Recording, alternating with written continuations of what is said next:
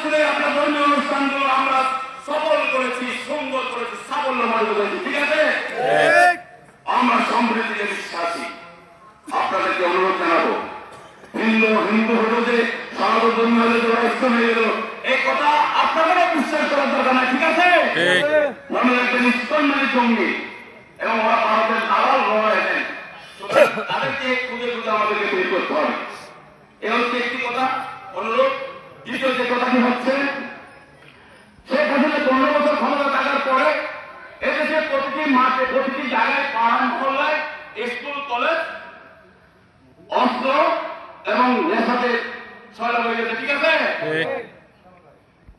আমাদের শেখ হাসিনা ছাত্র জনতার বিপ্লবের মাধ্যমে শেখ হাসিনা পলায়নের পর দেখা যাচ্ছে যেসব আওয়ামী লীগের সন্ত্রাসীরা অস্ত্রবাদী করেছে, যেসব আওয়ামী লীগের সন্ত্রাসীরা ইয়াবা বিক্রি করেছে, মদ বিক্রি করেছে, তাদের বিষয়ে আমাদেরও কিছু লোক সেখানে দেখা যাচ্ছে। আমরা তাদেরকে হুঁশিয়ার করতে চাই, আপনাদের অস্তিত্ব আমরা বিলীন করে দেব।